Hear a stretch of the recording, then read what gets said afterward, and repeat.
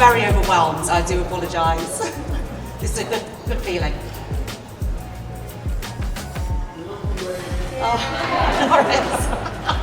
But yeah, welcome to our first collective sessions. Woo! Come forward, ladies. Come forward. Oh, and we're in Manchester on purpose. We're here because this is where movements happen, and we're creating one. Party conference up the road? No, down road here. Right? So many of you will know what Swell Goals stands for. We're effectively creating a movement around access and pathways for athletes, but not the top 1%, the 99%. They're left with no IP and no capital. We want to mobilise everybody in that room to own their own pathway. We're not talking about entrepreneurism, we're talking about ownership. Some of that might be ventures, but actually everyone deserves to know where they're going next when they're an athlete. They give everything and they get nothing back. And we know this, don't we? And you'll see this tonight. So I'm not going to say too much about who we are and what we do. You'll feel it. If you're in the room, it's purposeful. You've been invited on purpose. So thank you very much for coming. We've got an athlete ownership celebration. So for me, it's all about being able to go back and own and celebrate who you are as a full human being. And we've got evidence in this room, which you will see. The wonderful Iffy, who's going to be talking about safe communities. Aled, fellow Welshie, talking about mental health and how we can do better in terms of visibility and oh my God, I'm so nervous, I'm so sorry. Transparency between coaches and athletes. Jamie and our Liv, where's Liv? There she is. I'm going to talk about pathways of ownership in terms of finance. And then we've got the wonderful Joly and Claire from Prorizon talking about ownership of data. And then we're going to leave the room inspired about the future with the wonderful Sinead and Jamal. So, off we go.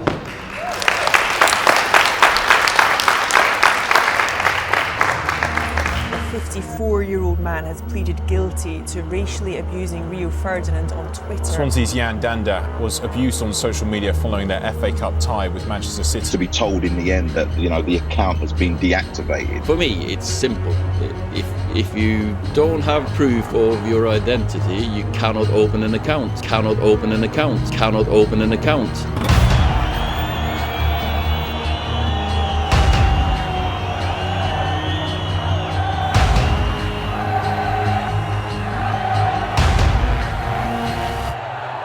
It's time. It's time. It's time. It's time. It's time. It's time. It's time. It's time. It's time. It's time. It's time. It's time for change, and together we need to stop online abuse. Over the past year alone, the hate abuse we see online is toxic. Unless you were hiding behind a rock. You'd have read or heard about the racial abuse England footballers received after the penalty shootout at the Euros. Racially abusing England players online.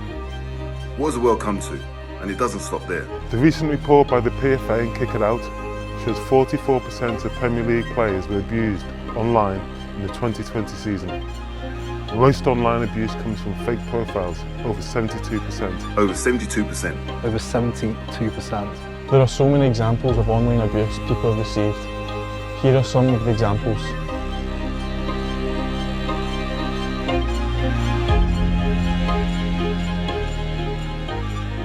Take a moment and imagine being on the receiving end of some of these examples, messages and comments. We don't just see our heroes get abused online. Normal, everyday users of social media get attacked about their gender, skin colour or faith, and too often young females are targeted and groomed online, as are young males, usually from fake user accounts with often no way to trace who is behind the keyboard. That's the scary part. It could be anyone, anywhere, pretending to be someone else. So, what's the solution? OPON is the answer. The new social media platform with identity verification on sign up to better protect users from online abuse, human trafficking, terrorism, recruitment and online bullying. OPON will provide a safer social media space and bring the fun back into social media. We believe social media is meant to be a place we can all create meaningful connections, interact, support each other, voice our opinions as ourselves, learn and be part of a safer community. So let's make this happen. Take a moment and ask yourself, are you against online abuse? Do you want to feel safer and ensure your family and friends are better protected online. With your help, we can create a safer place online for all OPON users. To help build the OPON app, you can invest in OPON. You will easily be able to see how your investment is doing by using the app. And you can support your investment by using OPON social media app and encouraging your friends and family to engage on OPON too. It's time for change, and together we need to stop online abuse. Together we can make a change. Together we can change the game. Join us in the real world. Choose OPON. Choose OPON. Choose OPON. Choose OPON.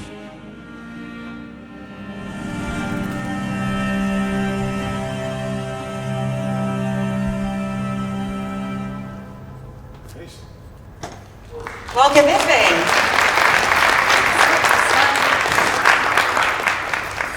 So tell us all about yourself, Iffy.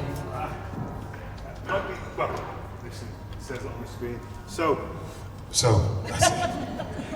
Talk loudly. Yeah, so I played for many years, feels like a long time ago, since I hung my boots up. 2004 actually. And the last 20 odd years have been involved with the PFA first and foremost, after a brief coaching and management career, and now with the Premier League, head of race equality and inclusion. It might be handy just to go to the first slide if we can, because they just show, you're right, yeah, perfect. So this is probably the latest high profile incidence of abuse. So this is Antoine Semenyo. First game of the season, start of a new season, and probably a lot of us saw that. It's interesting because when we started talking about OPON, that was back in 2020, 2021, after the England players who missed the penalties, got abused in the Euros, and we can all remember that.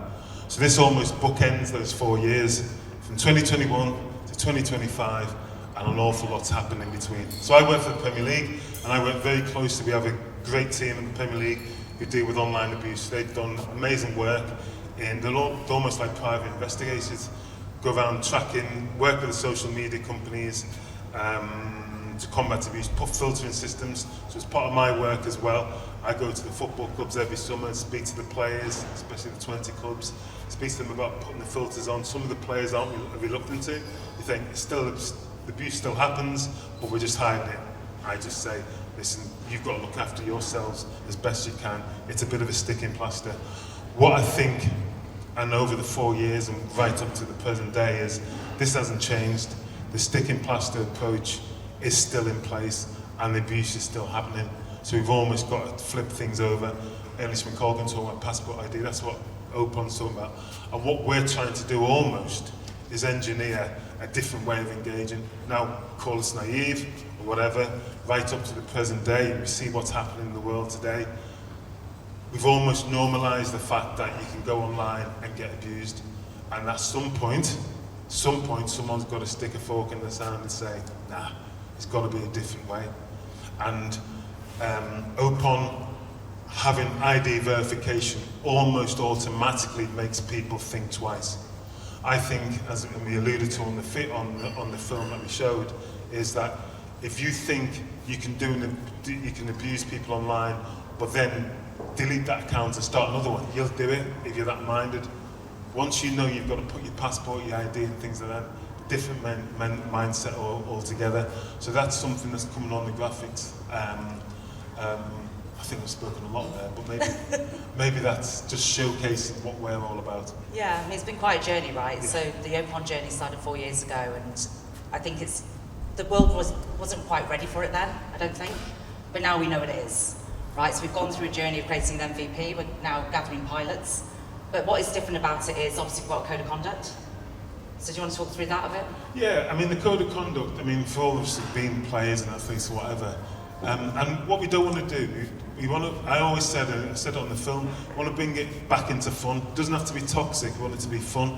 So the code of conduct could be a bit like if you're a referee or something where, you know, you might have a yellow card, 2 yellow cards and you're suspended. We don't want to make it too preachy or too pious, but code of conduct says exactly what it says. This is what the standards which we're adhering to. This is the code of conduct. You sign up for that when you sign up for the platform. And by the way, we call it platform for ease, don't we? Yeah, it's we think of it more as a community, as a hub, but let's stick with platform for the time being. When you sign up, code of conduct comes in there, and we'll have that moderation, to say that this is unacceptable, that's unacceptable. It's not an infringement of free speech, as which people would say, and I think that's where we are at the moment. We think that anything can be said in any context to anybody, and that's free speech. I'm not sure it is. I think there's still such a thing as hate crimes, and a lot of that comes down to what people say to each other. So if there's platforms out there that are better suited to you because you want to be able to say anything you like whenever, then OPON isn't for you, and that's 100% fine. But for athletes who, and let's face it, any athlete, footballer, track and field, anything, they understand criticism, whether it comes to fans, coaches. No one's against criticism, so we're not policing criticism of people's performance. This is, as you saw on the slides there, this is critiques, personal, of a misogynist basis, of a racist basis. This is the stuff we're trying to counter. Now, we understand the environment we're in at the moment and the toxicity currently in the country, I would say, but as we said, and as we always hold to, someone at some point, and we think it's up to us and other like-minded people to say, these are our values, this is what we stand for. Critique is not a problem, abuse, harmful content is a problem. Definitely, and obviously the ID verification is really unique, but we know, don't we, through the research that we've done, that it's not in the interest of the big platforms to do that. They'll lose all their advertiser dollars, right? There's bots, there's anonymous users. So this is why it's so precious to the heart of a startup, right? Because we can start setting the scene from here. It doesn't have to follow the rules from before, which is wonderful. Yeah, absolutely. And also the AI kind of driven moderation, so it's unique, right? So you can't put harmful content on there in the first place. It's not reactive, it's proactive. Yeah, and the safe space is a massive thing. Once upon a time when I was, many years ago when I was still starting, I had things like, players would have their own little fan clubs where the parents or brothers and sisters, family members would manage their fan clubs. And they'd interact with fans, and if we almost want to do that for this century, it's actually a safe space where they can interact with fans, but in a safe space, and they can do that in a modern way, of course, around DMs or whatever when we come to the functionality of the app. But it has to come down to the fact that athletes are no different from anyone else in the community. They go about the work, it's a short career. It shouldn't have to be a case that that because you sign up or because you earn so much money per week, that makes you fair game for abuse. So we want to bring it back to safe spaces. We don't think this is a radical shift from how it used to be. We think we're going back to how it used to be in many respects. Unfortunately, the narrative now is that it's okay to abuse, and I think at some point we're trying to change that. Well, I think the world's ready for that now, right? I think we can all agree that. We don't want to be anonymous, we want to, have care with our community. And I think that's a wonderful thing to do. So in terms of, obviously you've touched on quite a few things there in terms of why. In terms of where the product is at, do you want to talk through where the product is at? Yeah, we're in a good space. So we've got a browser app at the moment, and there's a QR code that'll come on later where people can scan it, and we're ready to test amongst the curated, maybe about 200 to use the pilot. So this has been a long time in development, I must say, and I've spoken about it with a few people, and it seemed to have kind of hit a brick wall. We've gone again, we've pushed it again. So we're looking to that little bit of investment to build the app. Not so much the salaries, we don't need that. We've got enough influencers. A lot of the players who featured on the screen, they're behind it, and we've got the influencers who can elevate it and amplify the messages. So we're just looking for that a little bit more investment to build it, to build the cost of it. So we're in a good place. We've got the demo, as you can see. So we're just probably a few weeks away from bringing it up to that testing. Exactly, yeah. We've got the MVP. We're just about to start stress testing with UA92, which is an amazing opportunity. We'd love you all to scan the QR code and be part of that test and that pilot kind of system. Feedback is completely welcome. It's version 1. It's not going wild yet because we want to do it purposefully and intentionally, which is what this is all about. But this ownership is really important, right? So talk to me about what that means in terms of ownership and how athletes can feel more in charge of their social presence. Yeah, I mean, I'm probably stepping away from my comfort zone now, being a slightly older athlete. Where's Woody? Yeah. So, but no, the modern athlete, the younger athlete expects now that when they come to work, it isn't just do the work, go home and that's it. This is work's part of them as athletes, them as beings. You see some of the players now, I'm talking football, but you could apply this to many other areas, where there's so many endorsements accumulated and adjacent endorsements that they have, and the players, that we're actually making them become their own product. They're their own little cottage industry where they might do this, they might do that. You've seen that with podcasts, etc., and we've got that in development as well. But the idea is that now that it isn't a question of, and we do forget it's only those at the very, very top who earn enough money not to work again. Everyone else, including us, have to kind of think about second careers. So it's very much making yourself the best you can be in the products, and you've seen good examples of that with athletes, and that's what we're trying to do. This is part of that, and Amy's spoken really well about it, a squad goals as well, as making that narrative normal, that athletes, it isn't 5-10 years and that's it. It's cradle to grave a little bit, and it goes beyond their playing careers. Yeah, definitely, and I think when we talk about the mobilisation and 99%, that's purposeful again, right? Because as soon as you're in those big deals, you are wedded to Meta, right? So the sooner we can start this conversation about alternatives of where you can build your community safely, the better. So in terms of one of the themes of tonight is play it forward, and we'll learn more about that as the night goes on. What does play it forward mean to you when it comes to this kind of opportunity for a movement around OPON? It's just, I think we just touched on it, the ownership. It's really being taking ownership of your own careers for any athletes in the room. Maybe they've relied on agents at times, and that'll happen. And good agents, I'm not here to decry poor agents or poor representatives, but what normally happens, or what can happen, you see a lot, you're useful until your career ends, at which point they moved on to the next shiny new toy in the system. So the expectation that you would be looked after by an agent, or even our representatives as well, all the way through is probably naive. You've got to be the one who manages your own destiny beyond your playing career, I think. And maybe in the past there wasn't the opportunity to do that. Well, OPON, Squad Goals, gives you that bit more of a network to do that. So we're not just look, this is a networking event where people get together and share interests, and that's what we want it to be. It's something very special about being a professional athlete, but it is short. It can be short and sweet. So what's beyond that? Well, this is what we're talking about today.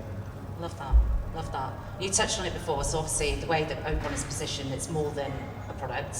It's kind of a movement, it's a media kind of platform. So you touched on the kind of idea of the podcast. So do you want to talk about that a bit more? Yeah, that's me in the little podcast studio and some guys who we know very well in Hull.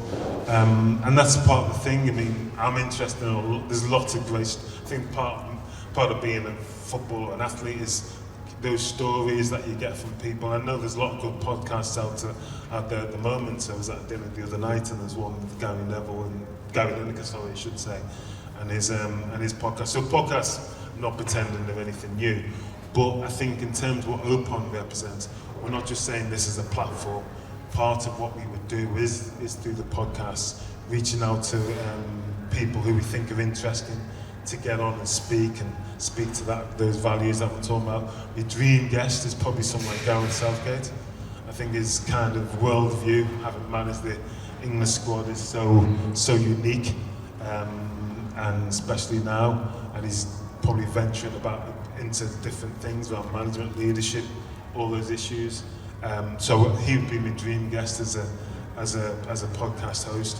But there's plenty of other people who would love to get to speak, and that's probably what we're looking to do. Yeah, and it's about safe communication, right? So the whole thing isn't just about an online platform, it's about safe communication, people feeling safe to show up as their authentic selves.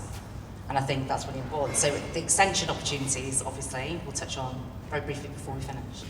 Yeah, this isn't for me. Unless you know something I don't. So yeah, I mean, like I said, we're trying to do this hub idea where athletes are in a safe space to communicate, and to date, that wasn't my idea. Anyway, we understand that if you're in the public eye a little bit, it might be harder to meet people.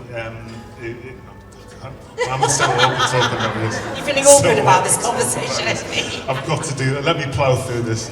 So, if you're in the public eye, you're single, you might want to meet people. Thank you. Anyone in the room?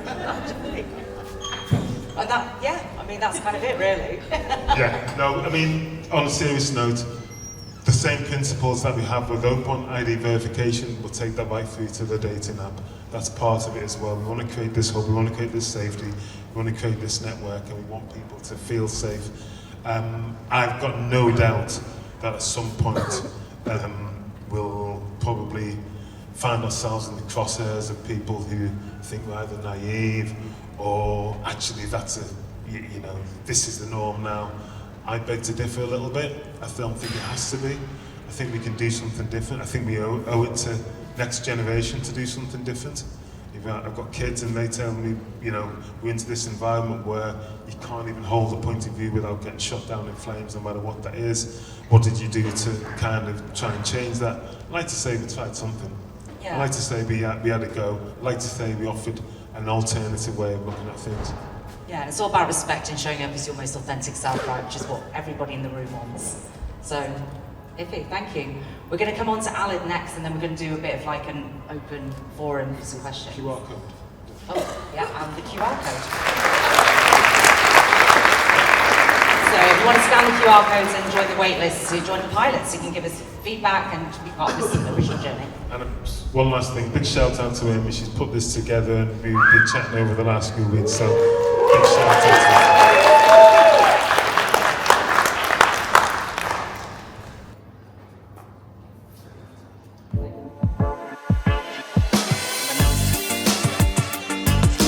Athleet is a player mindset and wellbeing tool.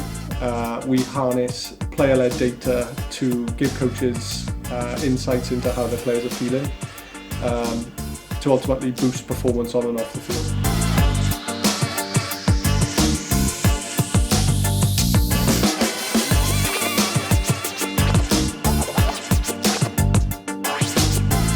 My name's Jenkins. I am from Swansea, South Wales, now 35 years of age. I was a former rugby player, played for teams like Ospreys, Ely Trailfinders, Wales Sevens.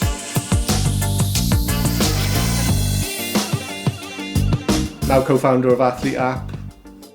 Athlete was born from my experiences in rugby. I had a lot of ups and downs and the trials and tribulations of a career kind of give me the germ of the idea. And then when I retired in 2018, I made it a personal mission of mine to take steps to help the generation behind me, I guess. So it definitely was born from my experiences in rugby, and that's what's led us to build a product that we've got today. Welcome, Alice.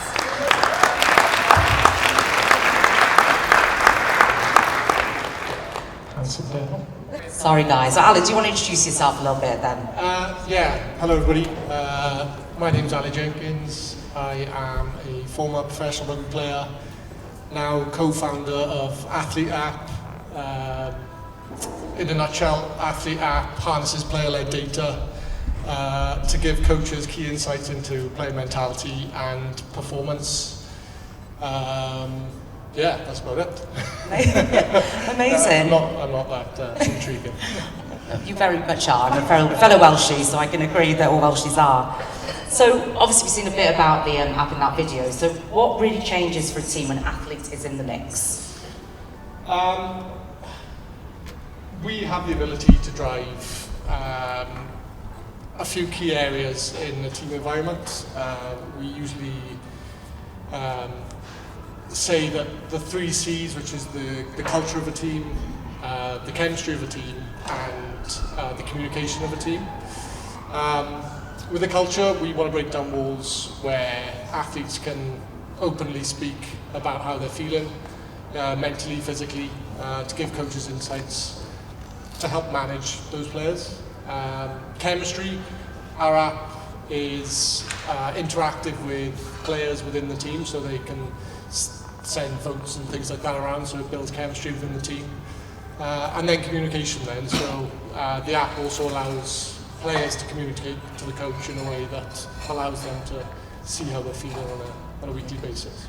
It's great to break down those barriers, right? So as an athlete, what makes me feel safe in doing that? So how do I know my data's not going to be weaponized? So, and this is coming from my experience from playing. I know that these things can, there's politics in the change room where, players feel like, oh, I don't want to say that just in case, I don't start on the weekend or they don't play me. But, we drive the narrative to tell coaches to make it a safe space.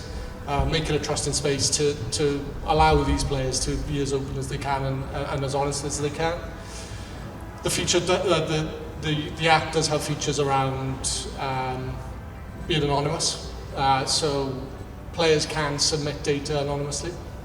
That is a comfort blanket for the players to know that I want to say something, but I don't necessarily want to put my name to it. So the app does allow players to do that also.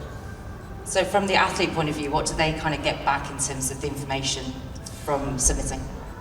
So I was very conscious of, when building this, that I wanted to make sure that it was very player-facing. For all the sports people in the room today, every morning you go into training and you monitor and you do these kind of Google sheets that say, yeah, I'm feeling 5 up 10, and you never really hear anything back from it, and it just kind of goes into the abyss until you flag up a red flag. So I wanted to make sure that the app was going to be player-facing, that the player could really buy into it as well. They could see things like the match day journals, they could see the results from the team, and they could really get back from it. And then as a byproduct, then the coaches benefit from the data that comes through the app.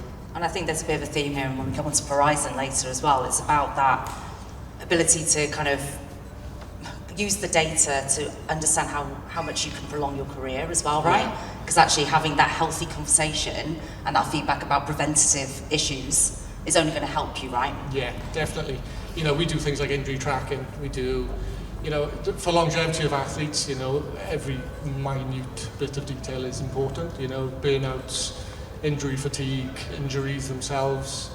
So we want to give that holistic view to coaches and, to benefit the players on and off the field. Definitely, and I think we touched on it when we spoke a couple of weeks ago. It's like, if they're not the club that wants to use that for good, they're not the right club for the problem, exactly. Like for the app in the first place. Exactly, yeah. So when was kind of the light bulb moment when you started kind of sharing the idea and you thought, yeah, this is actually something?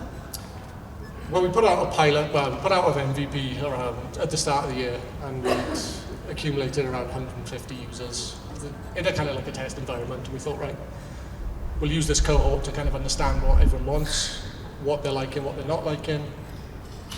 And then we grew a bit more. We got to 250, then we got to 500, then 1,000. And we were like, oh God, this is getting too much for the MVP, because everyone's coming in with feedback and where they think the app is doing well and doing badly. So it was seeing the sheer numbers come through the door very quickly that was like, okay, hang on, Wellbeing, there's a massive light being shone on Wellbeing currently. So it was that, along with some of the testimonials we've had from coaches. Some of the rugby teams up in Scotland have said things like, we wouldn't have access to this data even if we sat our players down on a one-to-one basis.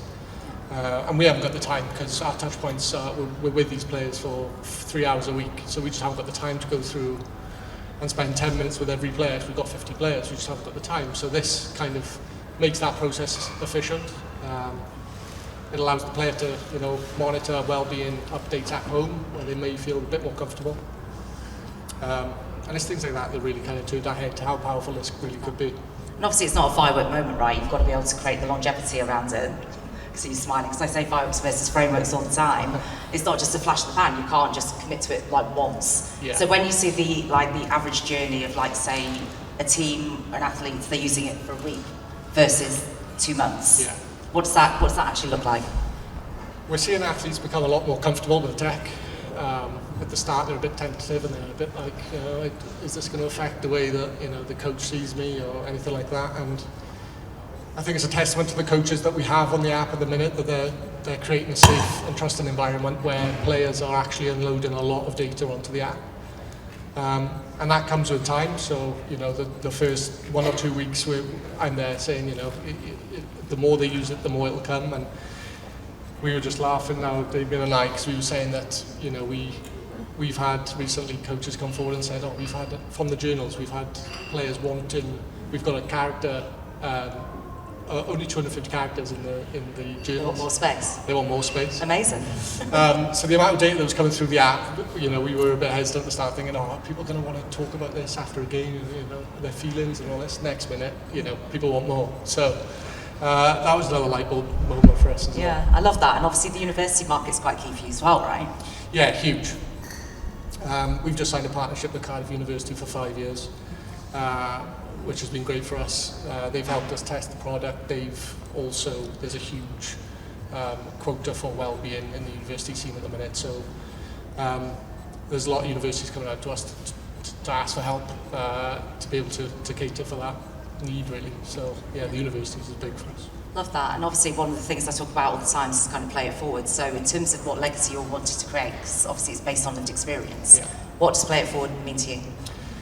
Well, I struggled quite a lot mentally in my career. I was unlucky to have quite a lot of injuries, you know, contracts and all the stresses that come with, you know, a sports career.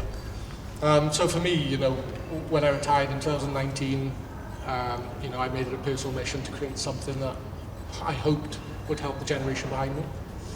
And I think that's what I want my legacy to be, you know, to pass it on and say, you know, this is where I struggled, here's the help, type of thing, you know. And we're not there yet, but hopefully taking small steps towards it. Yeah, so at the stage of the journey you're at right now, what's the next 12 months like? With the uptake of users that we've had recently, we know we need to scale. So that's the next big thing for us. We're a small team, we're a startup team, you know, spinning a lot of plates, trying to keep our heads above water. So we are looking to bring in some funds. We are actively raising at the minute. And then more customers. So yeah, more sales. Sales and raising funds. The room's listening. Hopefully. Yeah, definitely. So I'm just going to now come to a bit of a Q&A with Iffy and Alex together, if that's okay. So if anyone's got any questions, please raise your hands.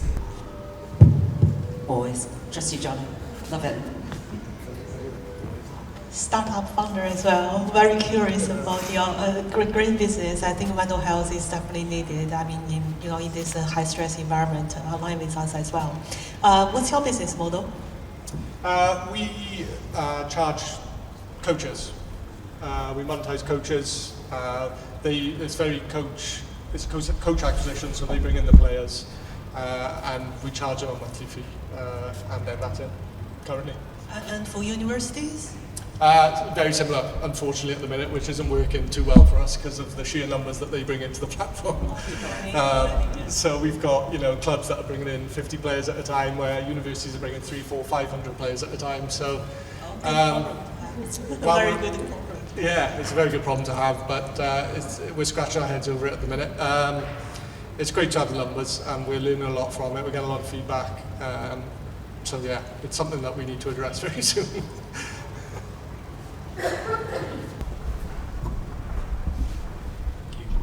This is Steve. Do you get a little frustrated that there's not been enough support for what you're trying to deliver with these very established bodies that have an obligation towards player care, and both on and off the pitch that they've not really got behind with what you're doing? That's a really good question, Julian. I think we have been for the last 5 years, and possibly before that, in the management of the problem. I think we've not gone to the core of the problem. We've managed the symptoms of it. When it's produced, like I say, go back to the team at Premier League, who I work really close with, Confalt, amazing things they've worked on, worked with the social media companies, but as Amy alluded to earlier, if they've got no particular vested interest, and you're seeing some of those algorithms, that some of the safety in the algorithms have been turned off more recently. We got to a decent space about 3 years ago, and then obviously Twitter changed to X, and some of those safeguards come off, and now you see obviously what's happening in the States. So we're now in the place where we're at not the mercy of social media, but they're pretty much being given a free ride, And the narrative is very much, it's all about free speech, and there's this cultural development about free speech. So we've got to look at doing something differently. I don't blame my paymasters, if we call it that, because they're just going to manage, and Premier League, PFA, all the stakeholders have their own accounts with the social media companies. We think there's an opportunity to do something different. My question's for Alid. I'm a former athlete now, like recently just retired, and I wondered if you guys have considered those athletes with your software and kind of what your thoughts were with that. Yeah, it's super interesting. Congratulations on retirement. We haven't at the moment. It's definitely something on the radar. That transition from sport to the real world, as I like to call it, is something that we could definitely help with. It's definitely on our roadmap, but it's not currently what we're focusing on at the minute. Sorry. Hi, my name's Theo. Hi. Question for Iffy. Again, I think both of the apps are great ideas. Particularly with yours, how are you planning to approach the issue of becoming sort of judge of where you draw the line on what is criticism and what is hate speech? Because again, depending on who you ask, that you'll get a totally different answer. So how do you plan to approach that issue? Absolutely, it's a very live conversation, isn't it? Who's the judge of what's hate speech? Where does the, I guess, legitimate critique come in, and when does it go into hate speech? We have to go back to our code of conduct, I think. And again, that might not be for everyone. People might think that's too draconian, that's too harsh. We have to put the line somewhere. I think if you know when you speak to somebody who speaks from a place of authority or decency, you kind of get that vibe anyway, don't you? You know when people are coming at you from a space. And then when you know someone's just doing it for the sake of it, that's hard, I understand, to quantify and put in the code of conduct. And again, there might be some margins around that, but I think I'm quite happy that for the most part, we'll all have a better sense of what's abusive. Some of the stuff we saw on the screenshots earlier, that's just pure abuse. You can't justify that. If some people think that a level below that is fair game, then fine. But we'll have to find a balance. Yeah, but also it's about proactive algorithms, right? Yeah. So most platforms will be putting reactive algorithms in place. So with OPON, you can't put monkey emojis. That will not ever go live. It's patterns of behaviour. The AI is learning behind the scenes what great looks like. And I think that's the difference. So it's not necessarily censorship, it's about machine learning for good. Yeah. Which is... Just to build on that, so we've been testing at the moment, and we've trying to kind of stress testing what we can put in, and it bounces back, stuff like that, the emojis or any kind of start where it starts to become abusive. So we think it's kind of, we need some more testing, or that testing is ongoing as we speak. But we're in a good place with it, and yeah, as Amy says, it's proactive. Yeah, indeed. Yeah, of course. Hi, Amy. Sorry, this is I come in late, so I've missed a bit of your talk. He's a Scouser as well. It was the traffic, so I do apologise, and my driving probably. I just wanted to ask, are you doing anything going down the direction of like mentoring young people? Or is it just literally going to be a barrier to stop the abuse? The reason why I'm asking, I'm just launching a national app, and it's got 2 million job opportunities for young people. This is an app between 16 and 24-year-olds, but there's a big emphasis on mentorship, because I think we need to change the mentality other than just putting a blocker on something, and change the culture. Is it something that you're thinking about doing? Because I'm thinking about the line, and that's all. Because I do feel like we have to change culture and how people think. I do agree with you, and probably that's been part of our conversation. Because we spoke about athletes, we want to use athletes ripple out from the athletes, and naturally, Yoti, who are our ID verification people, we've spoken already about bringing that down to what does 16 to 18-year-olds, what does that look like? Yeah. And then that might go down to 14 to 16-year-olds. And I think some of those conversations about mentoring start to come into it. I think we don't want to be all things to all people. I think what you're speaking about is absolutely necessary, is absolutely needed, and alignment in that is 100%. We just don't want to maybe not Don't spread ourselves too too much. thin. You need to have Yeah, your focus. focus I on get this, that. but hopefully, like any other platform that is hopefully successful, it starts to ripple out Yeah. and it starts to embrace some of those things. But Thank definitely you. worth Thank a you. I'm sorry, conversation. just for your speech as well. It's It all feels right. like there could be some co-creation there, Yeah, right? absolutely. That's what it's all about. Got time for one more? Tom. Yeah, it's very Iffy. I think it's a brilliant problem to solve, but how do you get people that don't want to do it to come onto your platform? They'll just stay where they are and be as horrible as they would want to be. And how much you engage at the football clubs and the players to move over and not have a presence on everything else. So actually, the people have to follow them to where there is your good structures. Have you got any thoughts about that? No, it's again another good question. Ms. Jason, we've put out this conversation a long time. Some of the most, I think it was in the papers today, or papers, doesn't that sound old? Papers. It was on social media today. Ronaldo's become a billionaire, first billionaire athlete, and he hasn't done that by not monetising his platform, etc. So I'm not expecting OPON comes one day and everyone shifts over because the platforms have been lucrative for those athletes. I think we've already spoken about it today, earlier. It's the culture change, it's the culture change. That'll take time. You know, if we've only got a small but quite dedicated user base to begin with, I'm happy with that, because that starts to kind of impact those people and friends and families and around that. Even the biggest platforms in the world didn't start off. It's hard to, I know I switched from loads of different things, it's hard to remember. Instagram is 15 years old just the other day. If you think about how much it permeates everyone's life, it's only 15 years old. That's nothing in the great scheme of things. So we're not expecting an instant move over and everything. But we do want to, we're quite really deliberate about affecting the culture, changing the narrative about how we talk to each other, how we manage differences, all those things. I know it's quite utopian, but I think it's worth doing within this space, and hopefully it starts to be impactful. Just following on from that, with your Premier League hat on, we're moving into a world of AI, and as the UK government has had an innovation first led approach in terms of regulations, would you like to see tighter regulations from the government in terms of AI adoption and responsible AI? You know what? You're going to talk about things I don't know anything about. This has been a journey for me, I'll be honest, for the last 4 years. So I've still got my head around MVPs and demos and all that.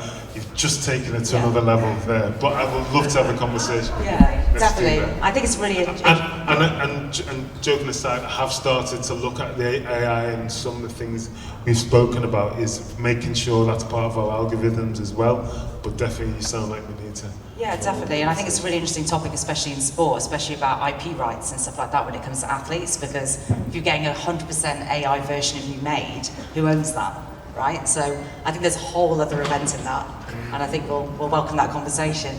Right, we're going to wrap up that there, so thank you very much, Iffy and Alex.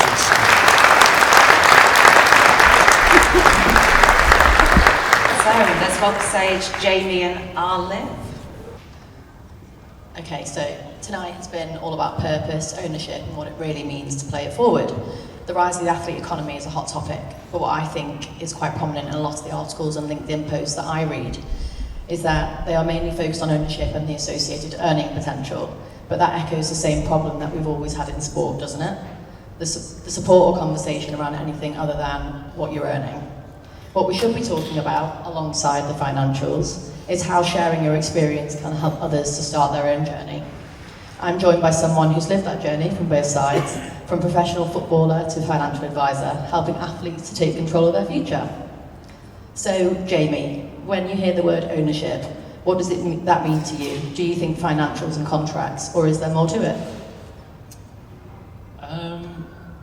I think for me, obviously, naturally with what I do now, I have to think financials, but the more important message in terms of ownership, playing it forward, a lot of the messages we've spoke about tonight is taking that ownership of however your future might look, and that might be financial, it might be physical, it might be mental.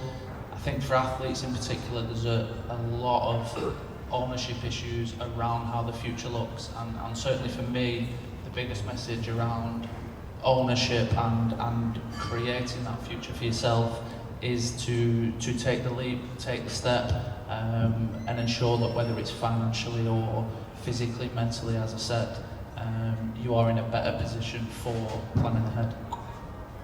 And was there a specific moment in your career when you thought about taking control of your future off the pitch too? Yeah, so I probably started quite early in that sense. I went to 3 universities throughout my career. Went to my first university at 19, studied business and accounting. Then went to Staffordshire University, did a journalism writing degree. And then I went to Sunderland University and did a teaching qualification. And I don't use any of that today at all. So for me, I was at the very beginning of my journey trying to take ownership, trying to take control, but it was probably a little bit misguided in the sense of I was just trying to tick boxes and do things for no particular reason. So I think my biggest message and what stands out for me is try and find a purpose, try and find a passion. As we've seen with Iffy and Alid before me, to create businesses where there is passion behind it, there is a need, there's a belief that we all need the service that they are producing. And I think that's what led me into the career that I do today. There's a passion, there's a purpose, and the other 3 things that I'd studied for 10 years before that, I'd like to say a waste of time, but probably not.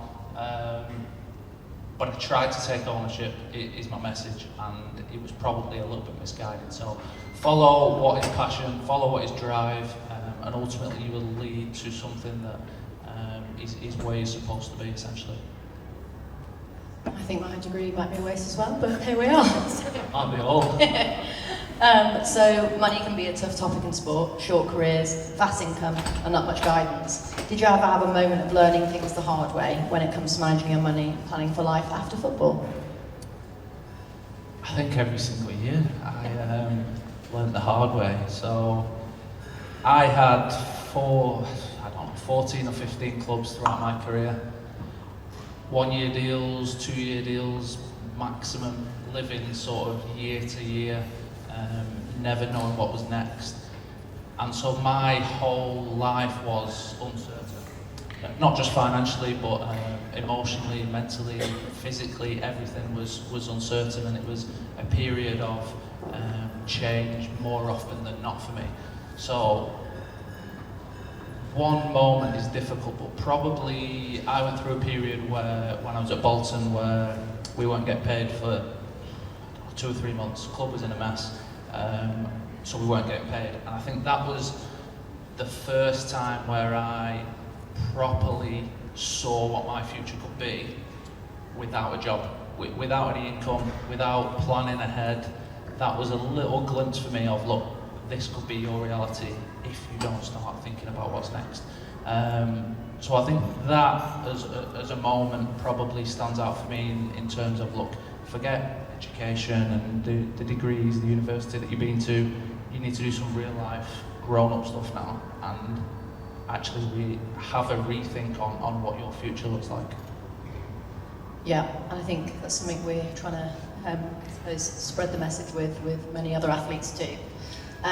So, in keeping with the theme of playing it forward, the squad goals mission is to create an ecosystem within sport that not only sees athletes starting their own businesses, but also creating pathways for athlete investment into existing sports ventures and startups. I think a lot of people immediately think of huge numbers and floated companies when you say investment. But what we're seeing is more companies that are open to the idea of family and friends style investment rounds. And we're hearing more about things like EIS investment schemes too. So, Jamie, what can you tell us about the common misconceptions around investment and the benefits of things like EIS? Well, firstly, I think we've seen it tonight in the fact that not all companies, not all startups we're not talking millions, we're not talking billions. They are not all big corporations that we see worldwide. Every business, athlete founded or not, starts from somewhere. And I think that there is a misconception that businesses are all global, big corporate entities, and in reality, they are a vast difference between them. And I think we've seen two examples tonight of purpose-led, athlete, founder-led businesses that have a meaningful purpose and a meaningful mission. And when we're talking about EIS, it's obviously something that I deal with day to day in terms of investments for players who have used up their investment allowances, whether that's, look, I'm going to bore you to death now, whether that is ISAs, pensions, that sort of stuff. The next step for athletes who are high earners in most cases is to look at businesses, EIS, SEIS, get the tax relief available. And I always say to guys that come to me and say, look, I've used up this allowance, I'm looking at investing in businesses. The biggest message for me is go into it for something that you actually believe in. I think there's a lot of us in this room here who, the two businesses we've just seen on screen, me included, have a powerful message in themselves that, look, if I had any money and wanted to invest in a business, it'd be something that I thought could make a meaningful difference to not only athletes, but the wider community. So EIS relief in itself would give you a 30% tax relief on any investment you made into businesses, which in itself is a nice little bonus. But I think on top of that, the business growth and being part of something that is on a mission to make a difference is something that I would like to be part of more than the financials that come with it. Yeah, I agree. I actually ended up investing EIS scheme in one of our startups that we're working with after learning about it. So we're keen to educate more athletes on the benefits. So, okay, we're moving to around kind of shifting the culture. So we usually hear about athletes getting paid, not playing it forward. How could that shift from consumption to contribution change the culture of sport? I think it's already changing in the sense of athletes nowadays want to create legacy, they want to create a name for themselves away from sport. I think if I take me personally, I would rather be remembered moving forward for the work I can now do with players financially, for their families, rather than what has come before me on a football pitch. And that might sound strange to some people because, look, it was 15 years of graft and achievements and putting everything into that. But I care more now about legacy moving forward than anything that's gone before me. So I think sport and athletes in general have that idea now that they want to create more. We see a lot of athletes creating charities, being business owners, founders, really putting themselves out there. And I think that is certainly over the last 10 years something that wasn't there beforehand. So the finances are available, we know that the money in sport in general is huge, but I think there is the majority of athletes now are looking that further step ahead and wanting to create something bigger than just having a name for the sport that they once played. And how do you decide, sorry, this is on building with purpose, so how do you decide what's worth your time and energy? What tells you something's aligned with your values? For me, the reason I got into this industry and not any of the others that I spent 10 years spending money on was to allow people to have a service where it's an industry where there's usually a barrier to entry. So financial advice is not normally accessible to everyone. And I played up and down the pyramid, all sorts of different clubs, levels, whatever you want to call it. And my clients now are Premier League players, international players, and League Two and non-league players. So there's never been a moment for me where I won't support anybody, whether that's free advice, guidance, education. I do a lot of free work at football clubs, businesses, schools, organisations, and that is because I just look back at what I needed 10, 15 years ago, and ultimately there was probably a barrier to entry for me, of advice and support, and I am in this industry to make sure that nobody has that barrier. So in terms of that, I would say it's giving back something to a need that ordinarily isn't there. Another perfect example of playing it forward, guys. So, and then finally, so one for the athletes in the room who may have a business idea and don't know where to start. What piece of advice would you give? What's the first step towards turning that purpose into ownership? Look, I think you've got to go for it. We said the very first question, you've got to take ownership, you've got to create your own future.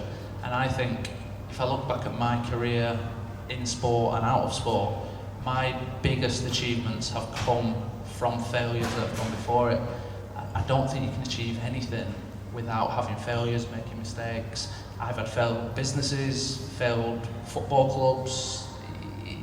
Life just isn't smooth. It never is. Certainly not in business, certainly not as athletes, where you have such a huge change in your life, not just financially, but personally, emotionally, even physically. God, I did a 5K yesterday and it was the worst thing I've ever done. So the whole journey of an athlete is tough. And it's also amazing, it's also rewarding, but there's that drive and that purpose in athletes that is there when you're playing sport. So take it into what comes next. And if there's failure along that path, so be it. Move on to the next. Always have something that you are passionate and driven about, and ultimately you will succeed. And that's why I know what I do day to day now is the right thing for me, because look, I love what I do. I'm passionate about it, I'm driven, and there is nothing I would rather be doing right now, and ultimately I will make it work because of that. So it is, that is my message, to, not just to the athletes in the room, but anybody in the room who has an idea, wants to do something, go and do it. Don't be scared of failing or making any mistakes. I think that's the perfect end. Thank you, Jamie. So ownership isn't a solo sport, that's what we've learned. It takes collaboration, and by sharing what we have learned, sharing our time, our networks and our belief, it inspires others to take that first step. And that is what defines Play It Forward, and how we can build a future for athletes, one that sees them not just owning their careers, but deciding on the impact that they have too. Thank you.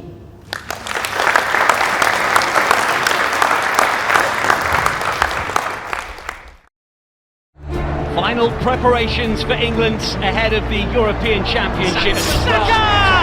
He's in here for goal number 2 and he gets it! Oh, she is now in the hunt for a gold medal. Naomi Osaka has played in 4 major finals. Very good footwork. That is incredible. And has won them all.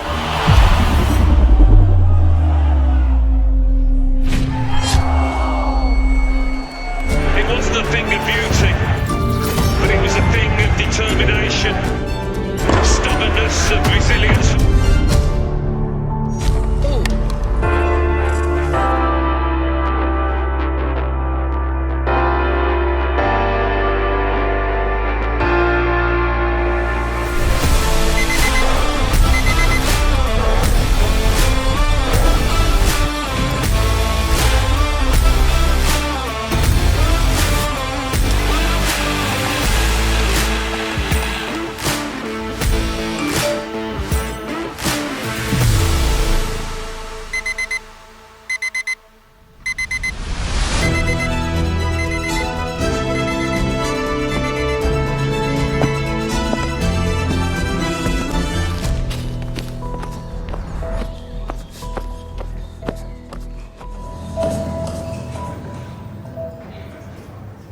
Joly and Claire. Welcome, Joly and Claire.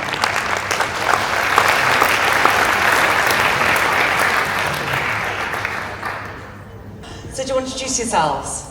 Yeah, hello everybody. And by the way, that branding in the video was a bit old, but that is our new branding. Our company's name is Prorizon, and I'm Joly. I'm the CEO and the co-founder, and this is my co-founder, the other half. I'm Claire, CSO, and as Joly says, co-founder of Prorizon. Amazing.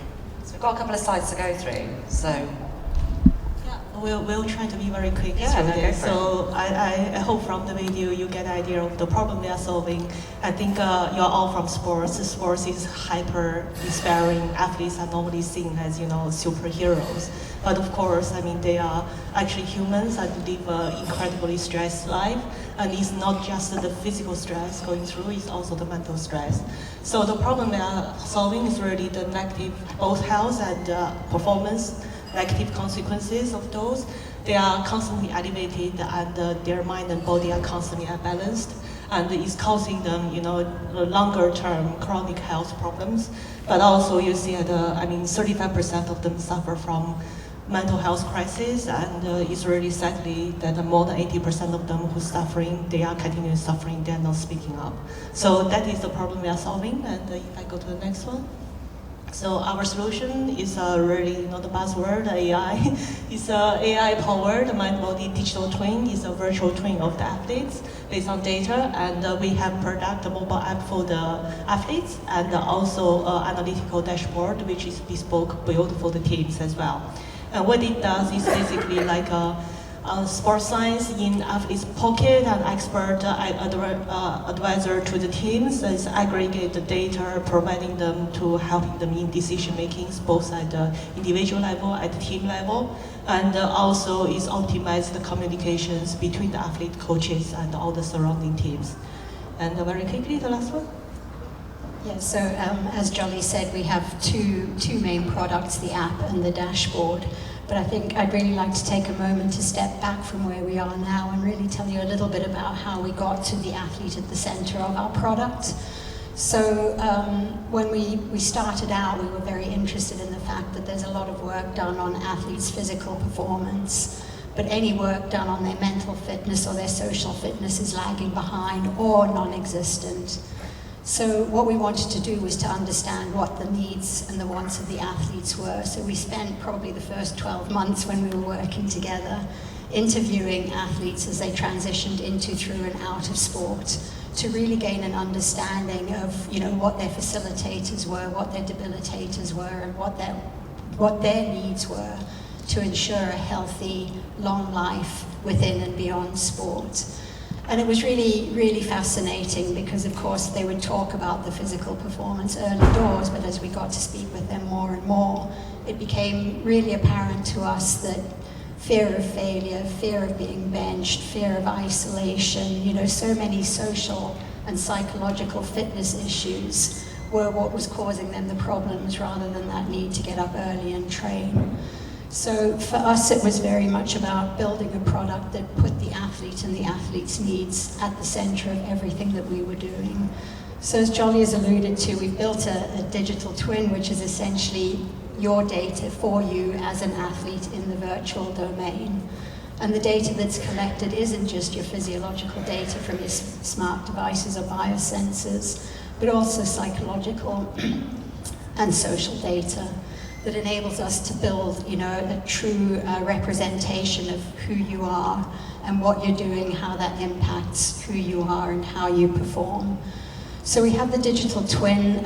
It interacts with the generative AI that's research informed. So you're not just having data thrown back at you. So I wear a Garmin watch. I'm frequently told you slept long enough but not well enough. It's kind of meaningless. What do I do with that data? So, and I'm just an average person, I'm not an athlete, so I imagine the data that your watches are giving back to you as athletes is far from optimal, and you're certainly not getting any tips about what you should be doing with that. So the research-informed feedback allows you to support your training and your recovery on a personalized and individualized basis. And it allows you to do that because we build these mind-body load scores off the back of your data and also readiness scores. So to the lady's question in the middle of the room earlier, to Aled, I think it was about the mentoring capabilities of what he was doing. We have a peer-to-peer community and a peer-to-mentor program within what we're building because that was something that was very apparent. The young athletes wanted to speak to somebody who just understood them, and the retired athletes wanted to give something back. So that's sort of built into what we're doing. So it's all around taking your data for you and facilitating your knowledge and autonomy to make informed decisions. So athlete at the center of everything that we do. We also have a dashboard. We weren't a company that started with the dashboard where the athlete's data goes to the coaches and the medics and the physios, and the athletes never see their data.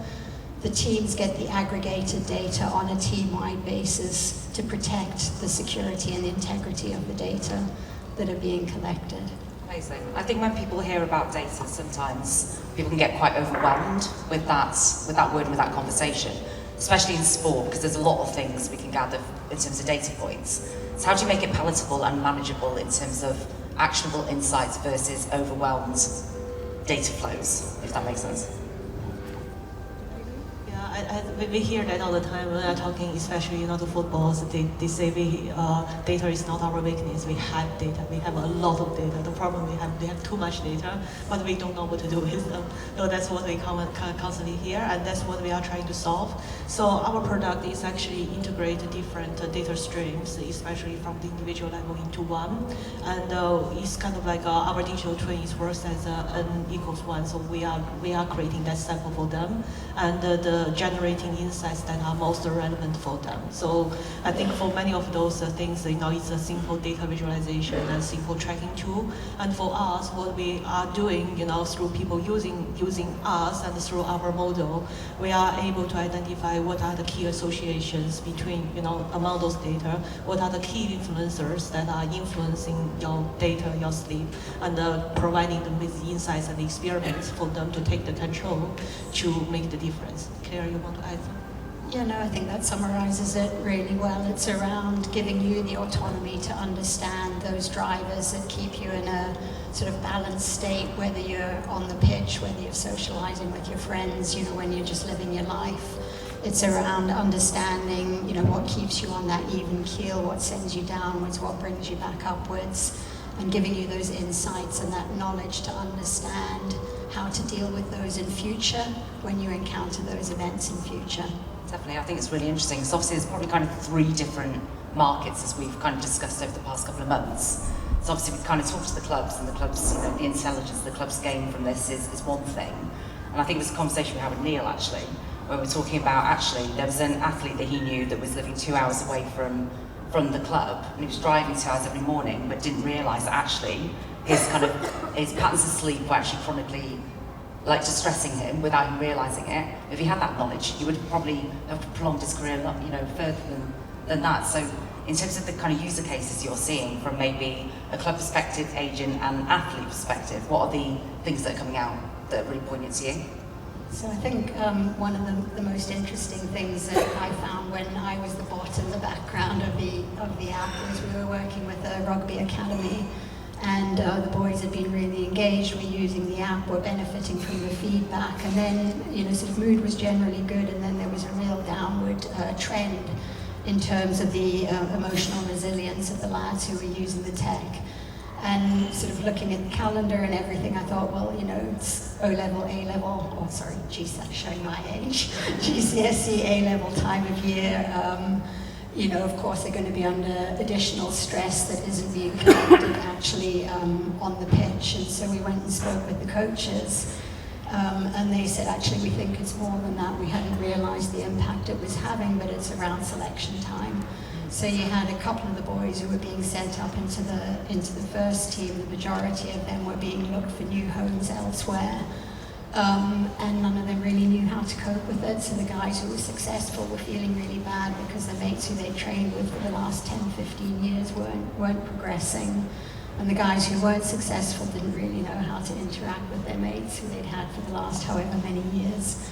And so what that enabled the club to do was to build a program which they've now launched, which is around helping the boys understand the additional transferable skills that they've developed as high-performing athletes, whether they continue to the first team or not, but also around helping the boys who are then going into that first team level, where some of these men are 10, 12 years older than they are, to transition them into that with all the support that they need rather than being one of two in isolation. So I think for me that was a really astounding discovery that they then changed their delivery of their programs to support the next guys coming through the following year.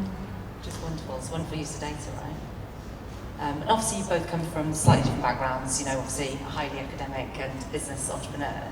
At what point when you, because I know you met each other kind of, not a beautiful harmony of accident, so you're both doing different things and then you came together and you realised actually your vision and your passions aligned together. So when you joined forces of ownership, what was that balance like and how did you identify that it was going to be Athlete? Because I know you started in a slightly different area. Yeah, I mean, we actually met at an incubator. Anybody knows what that is? Kind of like we were both very passionate about solving the problem for young people's mental health, especially in our highly competitive society with uncertain future. And when we were at the incubator, I mean, one of the key things we were asked to do, which was a brilliant advice, by the way, is looking for the most extreme case. If you are solving the problem, look for the niche market and try to solve the most extreme case. And I mean, Claire was working as a sports science professor, kind of like in the sports science department at Iffy. We explore the different market and we look at athletes, which is really the most extreme. I mean, there's army as well, but you know, kind of like really the most accessible market. And we compare the market. We went into chess, as Claire saying, we spent a long time to do the research to understand the needs and the problem. And when we constantly hearing back the same thing, and that's when we know that there is a real problem. And when we talk to the clubs and understanding, you know, there's actually not a solution for this problem. That's kind of like when we got to. Yeah, just to also say my daughter's an international athlete and my son's a professional dancer, so sort of see the beauty and the beast of this world, not only as a professional in academia, but also a mom. Yeah, definitely, and I think you touched on the military. I mean, the military got the same issues as sport, right, in terms of, you know, that kind of like condensed kind of career stress, and then that kind of spits up loss of identity and figuring out the next step, right? We are actually, I'm hopefully talking to the army, to launch a pilot kind of like over there, and we are also talking with, we have actually a project ongoing with England Athletics as well. Yeah, so quite exciting. Amazing. There's military in the room, so we can have a conversation around that. We're going to open up for questions. I don't know if anyone's got any questions for these wonderful women.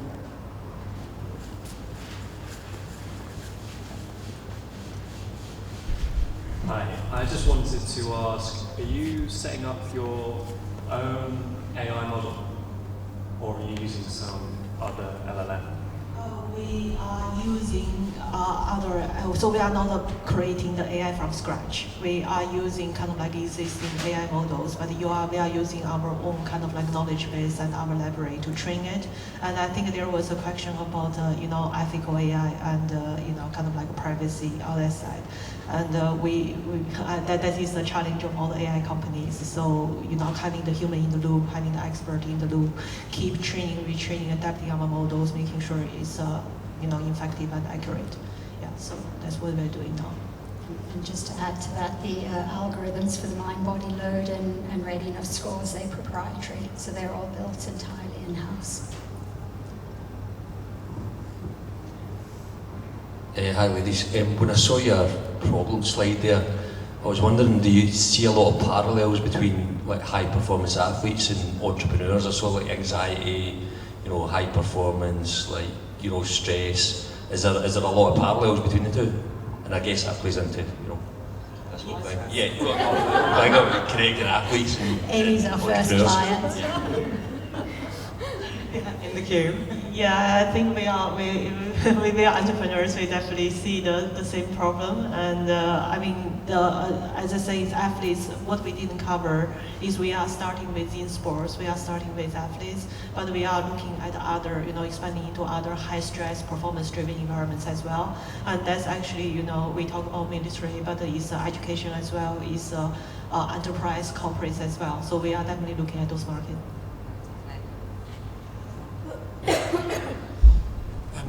What you're doing with the so what of this, and what I mean by that is, how do you know me following or moving closer to the football ground is improving my performance? So you're catching that data to prove that following the insights and advice is working.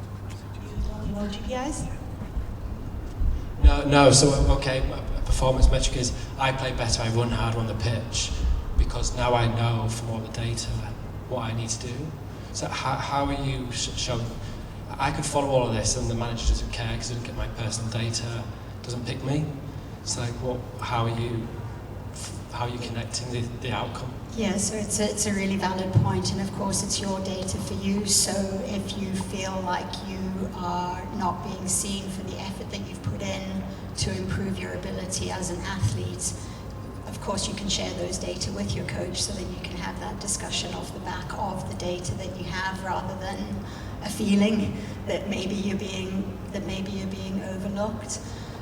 But the other thing is, of course, that you have a time series of your data, so you will be able to track those improvements, and as you say, if you're training in one particular place is what's facilitating your ability as an athlete, then building more of that into what you're doing and showing those continued performance and well-being improvements is again something then that can be discussed, because you'll have that insight. And I think what we're often told is that if an athlete is struggling, they don't know how to start the conversation with a coach or the doctor or the physio or in some cases the priest who's at the club. Whereas if you've just got that hardcore, these are my data, I think I'm being overlooked, I'd like to have a conversation. It's removing yourself from, I don't think you see me, to saying these are the data. So, but really, really open for any insights and intel and advice that you may have to help us with that one. If I can add a couple of things, I think there is when we talk with, especially in football, there is a culture kind of like change as well. It's when we talk to some coaches and some managers, they talk about some of the young people, they are in top physical condition, and they tick all the boxes, but when you get them, they don't perform. And in many cases, it's the social dynamics it's not just about their skills, it's also about how do they adapt to the environment, their mental resilience.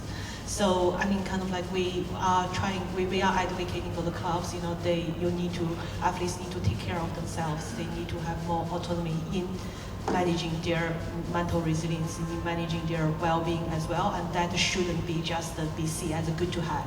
That should be a part of the selection process. But of course, that's a culture change, and hopefully with the data, with all of the performance directors can see, actually this does impact their performance. In the longer term, we will see the culture change in the environment as well. And I think it's again just getting used to the use of data, so it's not weaponised against the athlete, right? Exactly, yeah. And I think it comes down to that trust, and we need to build the trust in the systems. And I don't think the trust is naturally there, which will probably come on to Sinead's, right? I think there is one.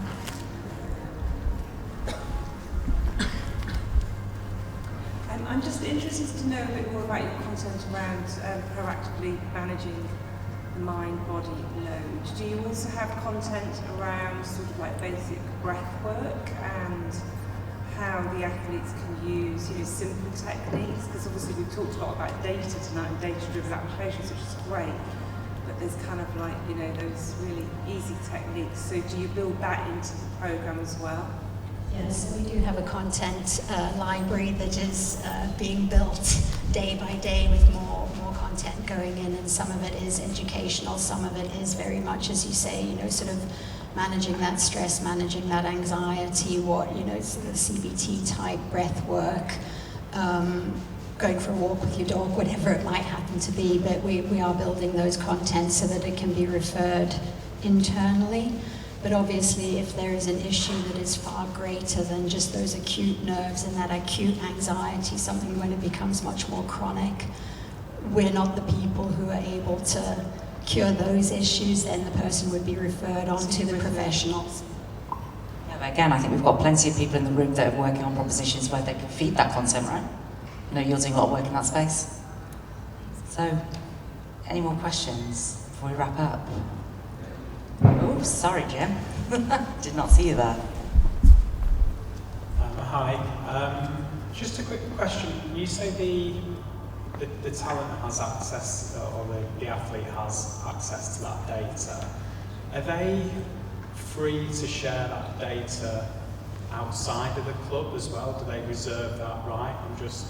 I'm kind of thinking about it from a talent management perspective, and if I was sitting down at a table trying to renegotiate a contract with someone that had all this data and I didn't, the balance of power there might feel a little bit shifted, and I just wondered kind of what the rights of the athletes would be in terms of what they can and can't do with that data, or whether it's club owned. I mean, that really depends. I think athletes will have their NDA with the clubs when they are signing with the clubs, right? I mean, our product works with their personal devices and their personal apps, so their data from our perspective belongs to them. They have the ownership of the data, but if they, have signed an agreement with the club that's saying, for this period, certain data belongs to them, or not. I mean, to be honest, I think maybe that's a conversation need to happen now, because maybe when the policy was there wasn't this amount of data, kind of like now there's, players has their own data and the team has their own data, which data belongs to whom. Do you have a... Yeah, no, I think I was just going to add to that as well, that through Amy's advice as well, is that opportunity for us to be talking to agents, to be talking to scouts who are working with very specifically groups of athletes who obviously want to promote the career longevity of the athletes that they are working with. And under those circumstances, I guess a bit more in the individual sports and maybe the team sports, there is then that opportunity for exactly what you're proposing, that the agent or the talent manager or whoever it is that's looking after those individuals would be the person who would be supporting them to make the most of the data that they have to support their career longevity. But as Joly says, it's very early days in terms of data ownership, and this is quite a bit different from how companies would normally go about creating a dashboard where the athletes never see any of the data and it just goes to the teams. So we're really interested to hear your thoughts on how to maybe manage that. Yeah, really cool. Yeah, exactly that, and actually that brings us beautifully onto the ask, I guess. So as we say, we've been working for the past couple of months, and actually let's put the power back in the hands of the athletes when it comes to that data point. It's not just about the clubs. So if you're an agent, there's a survey behind the code. I know, Jordan, you've already filled it in prior to this, so thank you. And if you're an athlete, there's another code there. We'll share this post-event. But yeah, thank you, Joly and Claire. Yeah, thank you. Thank you. Can I ask one more? Sorry, our product is live. We are looking, partnerships and potentially collaborations, R&Ds with clubs, agents. So, if you are interested to know more, please do come find us. Thank you. Amazing. Thank you so much, ladies. So, last but not least, we have the powerhouses, the Sineads and Jamal.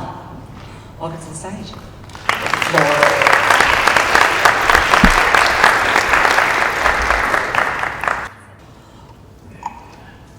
So, we're talking about the future now, because obviously we've spoken about, obviously wonderful products which we're talking about in the moment. You just alluded earlier when you asked the question about transition. So that bridge between, I think I called it, was it corporate to creativity, when we spoke last time. How does that feel and what does it look like? Yeah, selfishly, everything that was shown today, I was just thinking about it from my standpoint, is like where I'm at in my life and my journey. I think going from, playing 15 years professional to literally working in corporate, like you just mentioned, it's a tough journey, it's a tough transition. And a lot of the things that were talked about today can really help that. Yeah, I think I'll echo that. I think being maybe at the hands of failed systems. I'm a former BMX athlete and was at British Cycling, and it's considered one of the greatest organisations to follow the lead. Don't follow them. It was definitely had everything to turn you into an institutionalized animal, but in terms of mind, body and soul and emotion and the emotions, it was just no support, no aftercare, and my identity was massively lost. As soon as I retired, I became an alcoholic. I'm 8 years sober now, but it was literally, all I knew was how to ride a BMX bike fast. You know, we talk about this a lot in terms of how, you know, obviously the systems kind of, you know, use athletes for performance and kind of spit them out at the back end. And actually, I don't really think the systems are getting better. And I think actually the investment in football is probably making it a lot worse. So I don't know, Jamal, if you want to talk about your career a little bit in terms of where you've come from and, you know, how you've been celebrated in that. Yeah, you know, starting on a housing estate, Clifton in Nottingham, which is the second biggest housing estate in Europe, or it was at the time, being one of 2 black families in that entire estate. You know, you grow up in an environment where there's loads of barriers. We all face them, we all live through them. Something that crossed my mind today actually was the medal. So, you know, won a gold medal for England. And the first thought that went through my head when I won that gold medal was that was poetic, and I tweeted it, and I got a lot of questions about it. And it only took me a while to actually realise where that came from. And it was the fact that when I was younger, I remember running through Clifton, you know, going for a jog as you do as a little athlete, and people were shouting the M-word at me as I'm running through the streets, and then winning a gold medal for England. It was kind of like, it's kind of poetic. That's strange, you know. I've gone from an environment where people are saying you don't belong here to representing the country and winning the first gold medal for basketball, and it was a huge moment for me. It was a real, like I said, poetic moment. That journey, yeah, it's been tough, but I've had some unbelievable support, and I think that the athletes that I know that are struggling mentally, physically, the ones that don't have that support are always the ones that, you know, it's hardest upon. And I think, you know, play it forward. People like yourself, Amy, you make a difference. You really do. Yeah, because I often talk about, you know, that celebrate yourself, because obviously that's kind of got a dual tone to it, doesn't it? Like, the celebration through performance is one thing, but actually being able to go back and re-identify and celebrate yourself as a full human being is what I really focus on, what we really focus on, the journey we're going through right now, right? And obviously going back to that celebration of values, purpose, passion, lived experience, it's all information about how you energise that next move to make it as energetic as the first. And the thing that I found wonderful about getting to know you both, because you only really spoke yesterday for the first time, you're both going on a very similar pathway, right? And it's about inspiring the future generations through literature. So Sinead, do you want to talk a little bit about your journey with that? With the book, yeah. So the book isn't out, and I decided that I wanted to do a self-help memoir. I've always been a bit different. You can see the hair and the look, and I didn't want to just do the complete version of my story, all about me, everybody read about me. But I wanted to pull out pivotal moments in my career on how I went from the council estate. How did I get off the windowsill as a young child when all the odds were up against me to the Olympic Games? How did I lose the Olympic Games as favourite to win and being world champion? How did I come back? How did I then come back from that, went on to world champion, retired? How did I come back from being an alcoholic? So there's many key pivotal moments in my career and throughout my life that I really wanted to extract out and for others to be able to maybe relate and learn something from. And I've also done a second book, which is called The Little Girl in the Window, and that's taking my story and putting it into a fiction story and taking that little girl from the council estate all the way to the Olympic Games. And I believe that the apps are fantastic, but you cannot be hands-on mentorship. You cannot be that hands-on approach. And for me, and we'll talk about what I'm getting up to, is mentorship and education and help thy neighbour is the biggest thing that we need to do, regardless what we're setting up, whatever that business is. It has to be about the grassroots and the next generation. Because I'm a Buddhist, and the biggest thing for me is if we keep smashing and bashing these kids that are cutting corners because the government is giving no opportunities, it's not educating, it's not inspiring, then it's going to get worse and worse. So for me, that's why I always begin at the grassroots. And if it wasn't for our stories, you know, we're the role models. So I feel compelled through my story to inspire the next generation. Definitely, we're missing a massive opportunity if we don't mobilise that, right? And actually this country's getting worse, let's face it, in terms of that divide. You know, politically it's kind of slightly manipulated to enable that. You know, when we talk about ownership, as I was saying at the beginning, it's not necessarily about everyone becoming an entrepreneur, because that is not what it's at. Otherwise, we'd all need Prorizon, right? You know, we'd all be mentally unwell. But what it is all about is actually knowing where you sit at the table, owning your pathway, and owning your identity, and owning what that looks like. And I think there's obviously that famous quote that people pull out all the time: "You can't be what you can't see." And I think that really struck me, Jamal, when we were obviously talking about many things, and then you dropped in, "Oh, actually, I wrote a children's book." And I was like, okay, tell me more about this. Yeah, I look back at my career and I feel so fortunate, because for me, I fell into basketball, I fell into sport, and I actually view myself as a young man to be quite naive. And I don't mean that necessarily in a negative way. I just, you know, nobody pushed me into being an athlete, nobody pushed me into dreaming. I actually think I was just quite lucky with the environment that I was in. I wanted my children's book to connect that bridge for certain young kids like myself. You know, I loved basketball growing up. It took me till I was 15 to have the thought process of, oh, maybe I should try playing basketball. You know, like, I just played football because that's what all my mates did. So I want all of my books, and it'll be a chain of different athletes and different jobs and different personalities to kind of bridge that gap between naivety and a dream.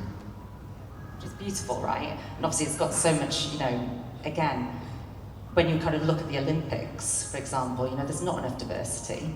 You know, there's got to be mobilisation around what that looks like. And I think the work you're doing, Sinead, is in terms of, you know, we can talk about pathways out, but what about pathways in? Because no one's really talking about how expensive it is going to the Olympics to compete. You know, all these things that actually are socio-economic barriers in the first place. And I think actually there's a bottom-up and a push out. There's a kind of circular economic model that's required to actually mobilise the systems, really, right? Oh, yeah, just yeah.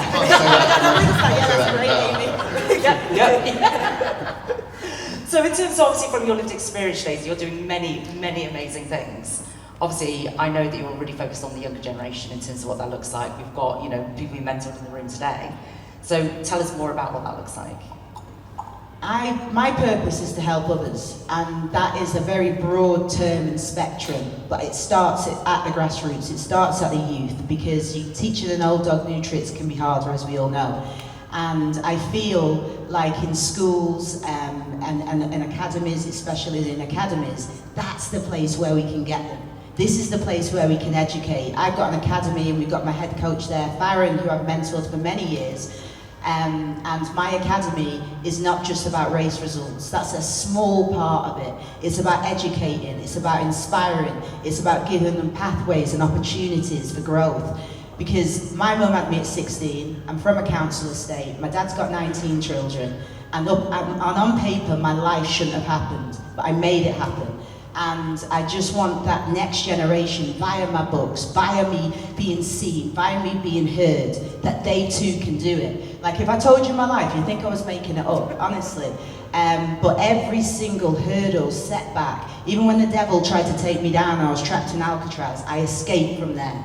And I'm no different, I'm no different for anybody else. But if I can do it, so can they. So whatever way that I can help another individual become a more rounded human that's resilient, that can withstand the storms that it takes to live 24 hours, then it's my duty. It really is. And yeah, I'm doing mindset courses, wellbeing stuff. We've got my marine friend over there, Sam, and we're going to be doing transition courses. We mentioned transition. It's not mentioned enough. Like, even if you have a child, like if you're going from having no children to having children, that's a transition. Where's the support? There's no support in this transition in life. So for me, again, I use my lived experience. I have 0 GCSEs, and I'm very proud of it. But I have a wealth of knowledge, experience, and passion and heart to make, inspire the next generation. But that transition doesn't just happen once, does it? If I think about the athletes I speak to, there's usually a transition moment where it's like, I need to find something. Then there's a discovery about what that next phase needs to look like. But it's like you're constantly having to transition away from, I suppose, that identity. And I suppose you're going through that right now, John. Yeah, I am. Sorry to bring that up. No, you mentioned earlier the courts to corporate. So, going from a professional athlete and only knowing sport and now very much involved in the corporate world with WorldPay, it's a new arena, you know, it's a new sport. And I think, I can't remember who mentioned it earlier, I'm so sorry, but one of the people that were earlier mentioned kind of taking what you've learned in sport and using that in your new environment. And when I was younger, I thought that was kind of cliche. You know, we talk about transferable skills, but I really do believe if you do follow your heart and you stick to who you are, you can be successful in any arena. Definitely. Well, you said when we were chatting yesterday about how like you found this kind of new world, but you're standing out in a really positive way, because everything you learned, as you say, in sport is actually now transferring to job and you're absolutely shining, like in the first couple of months. So.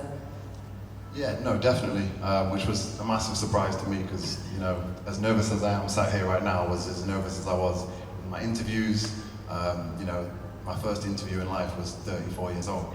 So it was like, okay, what am I doing? I've played sport my whole life, you know, top of my game, enjoyed it, had a great time. But now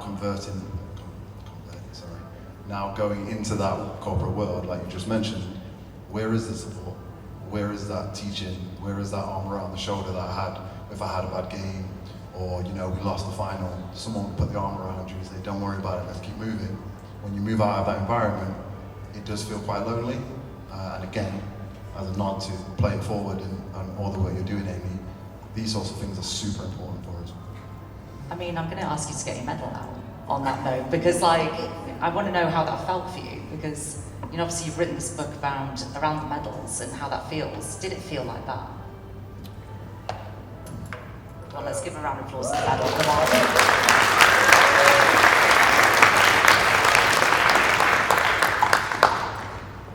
Yeah, like obviously for me, this is one of the biggest moments in my career, in my life, you know, second to my daughter. I think it's funny, I forgot the medal today. I don't mind admitting that. Got in the car, I'm halfway there, I'm like, right, I'm on time, I'm early, this is great. Oh, I forgot the medal. And funnily enough, it's not the first time I've done it. So I've gone to events where they said, Jamel, can you come to the event and speak? Bring your medal. I was like, yeah, no problem. I forget the medal. And I think the point there, and we talked about this yesterday.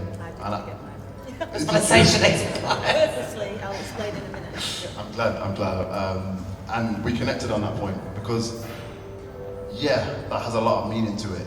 And, you know, I mentioned before, oh, it's the first one the basketball's ever won, and it was an amazing moment in England, in front of my family, my wife, pregnant at the time, my mom, everyone was there, it was unbelievable. So the memories that come with that are great.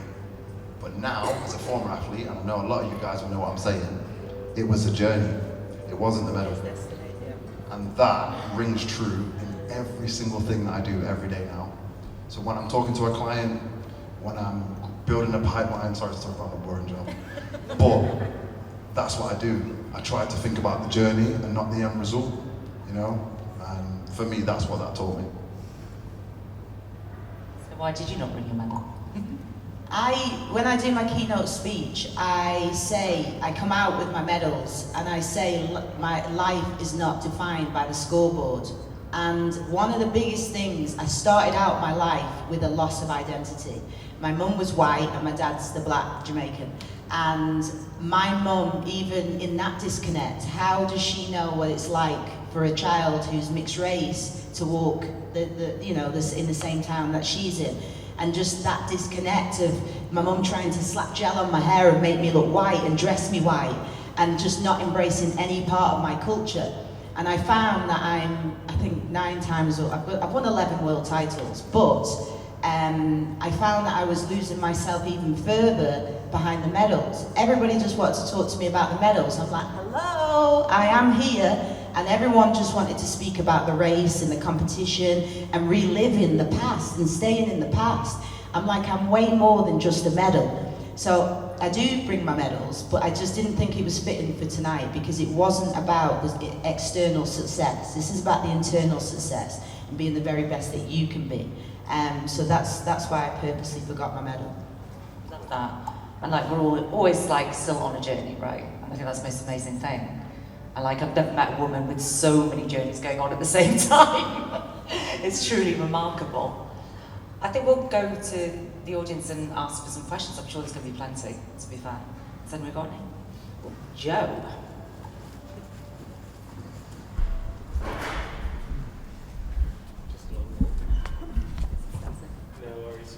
Shanice, this is a question for you. So, for me, I was a semi-professional cyclist, underage in terms of youth and junior level.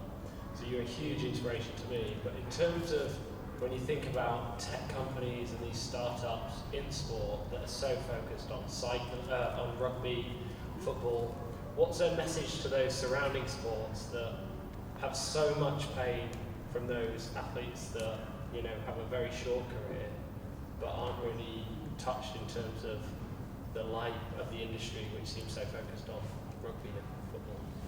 That's a great question. I think I'm hearing a lot of football in the room tonight, and football is fantastic, and obviously it's one of our biggest sports.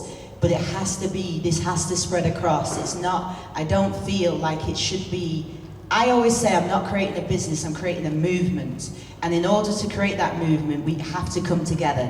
That web has to come together in order for it to branch out.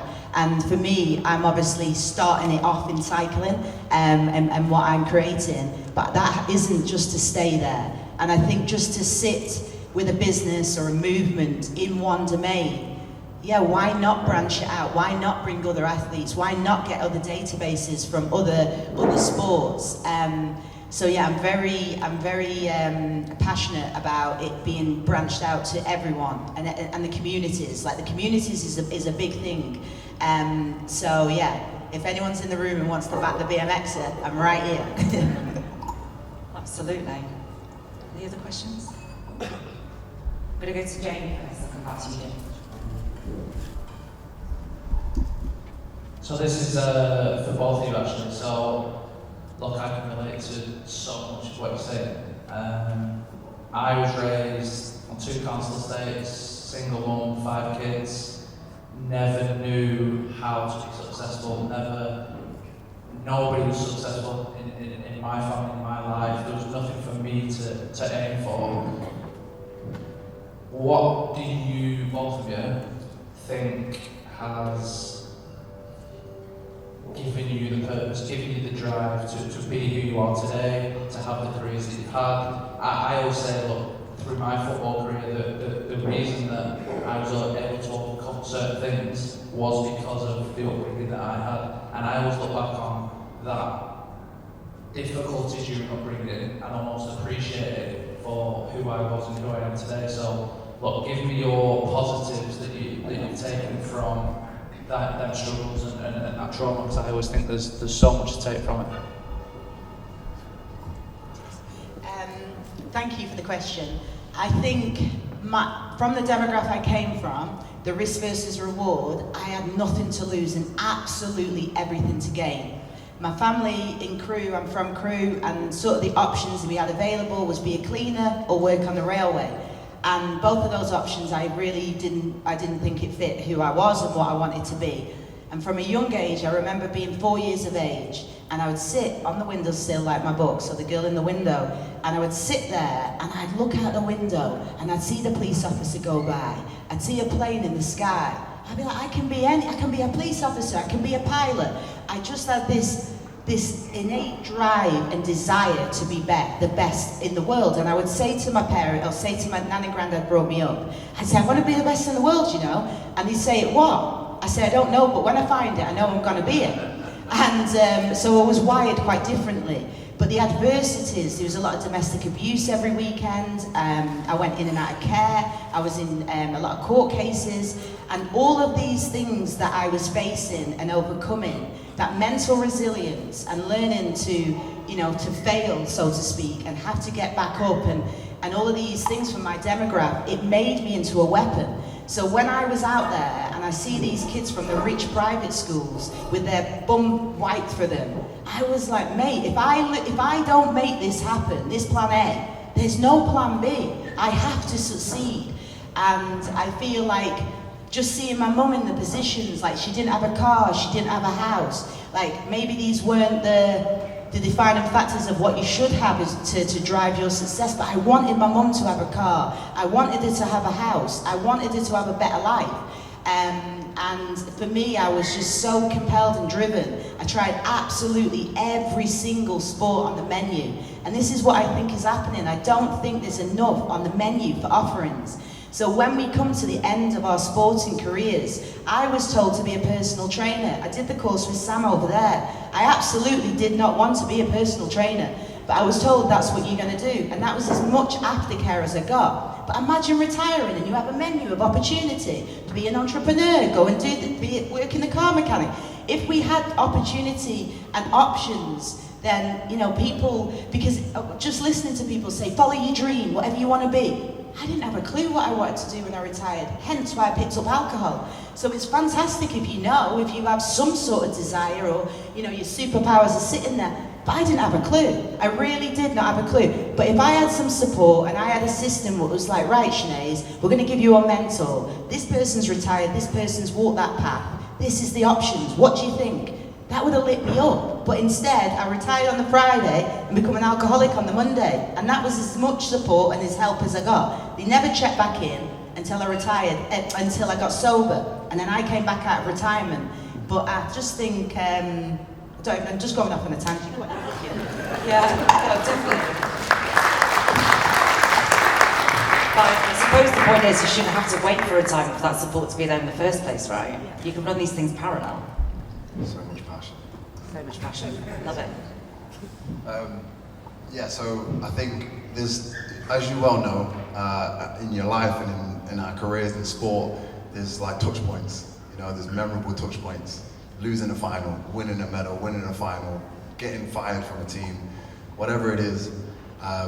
You know, not in a sub-story way, but for me, one of my major touch points was I had 2 heart operations when I was 17, and it flicked something in my head that was like, gratitude, you know, like it was almost taken away. And I remember that feeling like it was yesterday. I remember the feeling of being like, I can't play sport no more. What do you mean? 17, like why can't I play sport?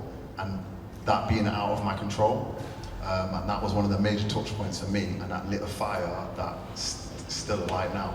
You know, I tried to be grateful for everything because there was a moment where I was like, oh my God, it can get taken away from me like that, and it's got nothing to do with what I've done. That's so unfair. Okay, cool, watch this. And ever since, I've just been full steam ahead.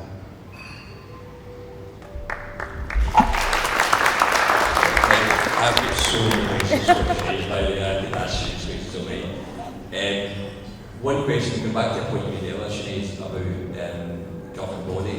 I'm involved in sort of trying to make it easier for access to like, all kinds of grassroots sport. But you mentioned, you know, as number one BMX in the world, that you still felt like your governing body was terrible. Like, where do you think the governing bodies are getting it wrong? And specifically for you, how did they let you down? Great question, thank you. I think I even, tried another sport at British Cycling. I ended up winning a world title with Victoria Pendleton within 6 weeks, just to piss them off, right?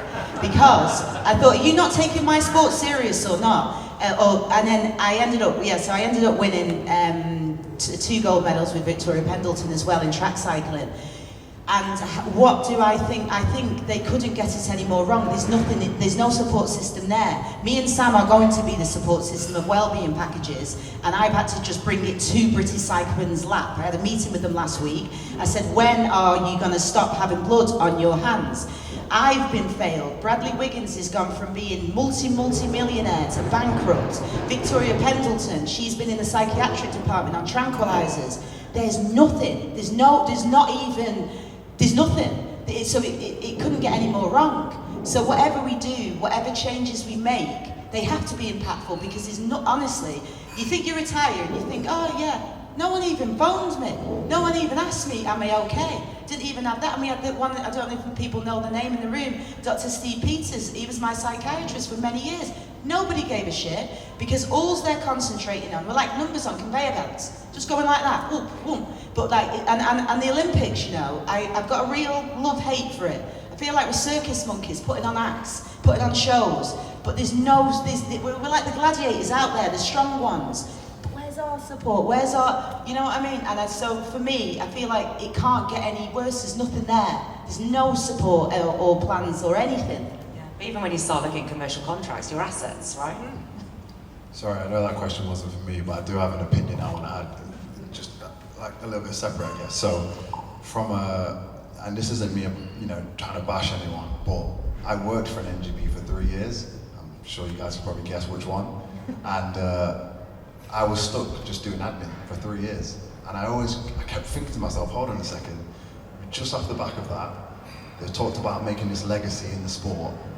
Why am I just answering emails? And the people that I was answering emails for, this is whilst still playing professionally at the same time, were kind of like, is this Jamel? And I'm answering emails from a school that's trying to book a court for their game. I'm like, yeah.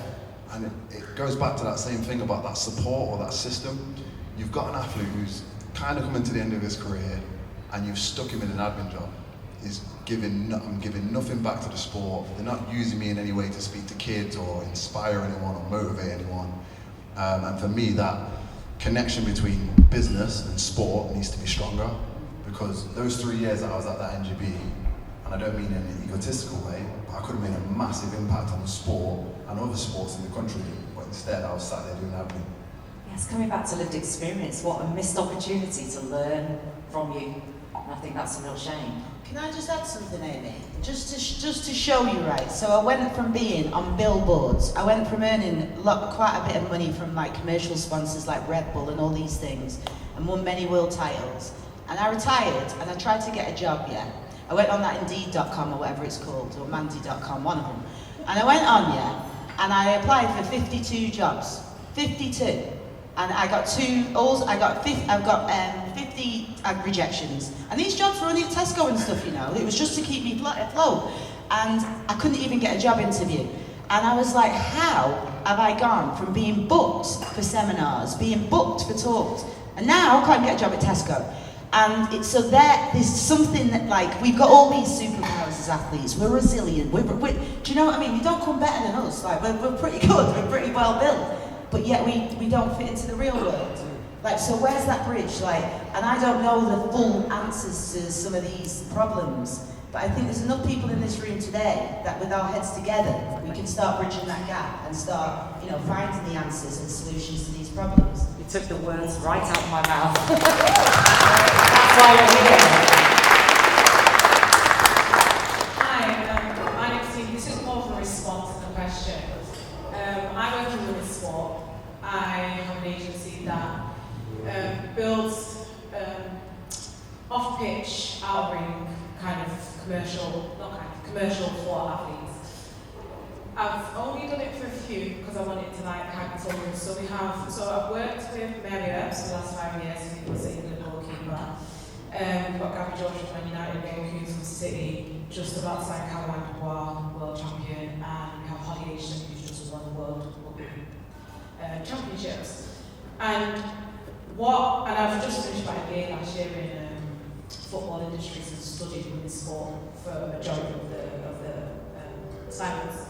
And one of the biggest things that's come out of that, which I've implemented into business, is the women's sport fame gap, which everyone's talking about at the moment anyway, if you've heard of it. So it's the idea that, and I'm putting back more to football because that's the main sport that I work in, but it expands across the board. It's the fact that for, let's say, football, broadcasters are making income, whereas with women's football, it's not as commercial. A lot of that is because they don't get the eyes on them. So the research shows that women's sport, the fans follow the female more than they do the game, the league, the team. So it's important to amplify those women and to essentially make them famous. Close that fame gap, you bring more commercial investment in, people want to watch it more, broadcast revenue rises, and then you get more investment to make the game better for the women, you have more structure in place, etc., etc. So my thing here is what I've learned and what I've been doing is that one of the key things that I've seen in the women's game, and I've seen it in the men's, definitely the women's, is that a lot of them are separating their athlete agent from their commercial agent, and there's a difference between a commercial agent and a brand strategist. So what we do, or what I do, is brand strategy for female athletes. You should do this, you should do this, maybe you should try this, don't do this. And then what we do from there is build joint ventures with them. So we even have, we don't class Shiv as an athlete, but she was a championship, not anymore, she's just retired. She was a championship player. I found her 6,000 followers on Instagram, but I knew she was so consistent, she'd be amazing. She plays for Jamaica, internationally in football and Birmingham. We've grown it to 3.2 million on social media, and she makes a minimum of $250,000 on social media a year now. But we had to market her as a PT, and then we brought her back into football. So there's ways to do these things. But like you say, to me, it requires entrepreneurship and entrepreneurs and innovative thinkers to bring those worlds together to make it happen. But I think there's so much potential at the moment in women's sport. And a lot of what you're talking about, Alice and Felix is doing at the moment with every agency, if you've seen it. And there's another agency in the US called Deeply Sport that are focusing on all of this sort of stuff. And in the UK, I just feel we're very behind. I wouldn't say slightly, very behind. But I think we can get there with entrepreneurship and innovation. Yeah, definitely. And I think, you know, it's the rise of the athlete economy, right? It's all about co-creation. And we already know that 2/3 of people watching women's football don't watch football for. They're there because of the values, what it stands for, they're there for the people. And that's what we're all about. Any more questions before we wrap? Any more comments from you guys? This is a little bit off topic, but not Go really. for it. It's all the same thing. Did anyone see, or maybe it's a question to you, did you see what Barbie had done with their recent, what do you call them, Barbies? Did you see it? And I just think it's incredible that they brought, is it Rugby Sevens? Oh yeah. Was it Rugby Seven? Rugby, yeah. Female rugby legends, females, and they made them into Barbies. And I just think more stuff like that. Do you know, like, because if you can see it, you can become it. When I was a kid, and you probably know this with our skin colour, it was all white Barbies, it was all white Kens, everyone was white, and I'd look at that, even children's books, I'm showing my age here, but Biff and Chip and Kipper, or whatever they were called in Key Stage 2, all the kids were white in the books. So just things like that, being mindful of our publications and being inclusive, I think, will help change. Because when I lived in the States, it was very different. You know, they're very different. The kids' books, I could see. So I feel like we are behind, but I think things like that definitely we will add to help it. Definitely, and this is where these changes start in rooms like these, right? This is what we're creating. So, thank you. You know, this is why we're in the room. Thanks, Sinead and Jamal.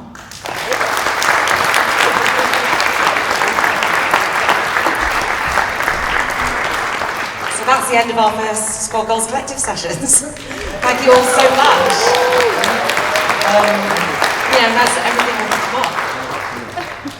Oh God. Sorry, I'm very, very quickly because it's been a really long night. Thank you so much for everyone for coming. I know I said it earlier, but a massive shout out to Amy. She's brought everyone together.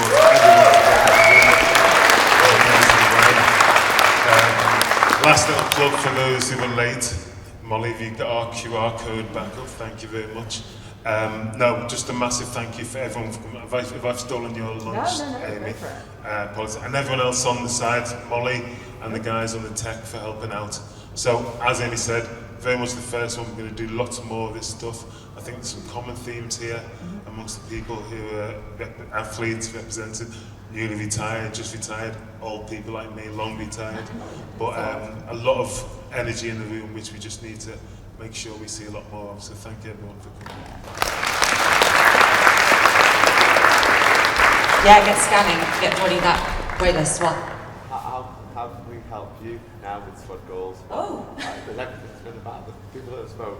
Yeah, so... What can we do to help Squad Goals? Thank you so much, Alex. Yeah, obviously what we're creating, and I'm glad you touched on it, Tina, is that what we are creating is that platform. You know, we do believe that everyone deserves the opportunity for ownership. So the people you've seen on stage tonight, we're working with all of them pretty much.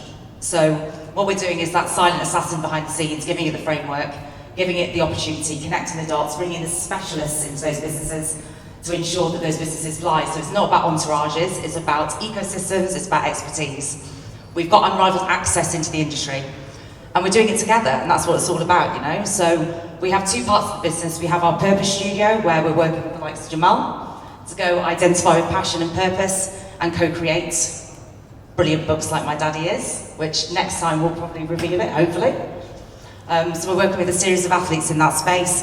And then we also have a sports technology network as well. So a number of you in the room, Ross and Jim being two of them. where we're connecting the dots over meaningful, impactful technology products, connecting them to athletes, connecting them to the business of sport. So for us, it's the fact you're here is a fantastic start. Thank you so much. So much respect for a Wednesday night that you're giving up your time. I'm really proud of what we're building. Liv, big shout out to Liv, who's joining me on this journey. You know, absolutely amazing. And also we've got, you know, the wonderful likes of Emily here as well, who's helping steer the ship from a culture standpoint. And thank you, Molly.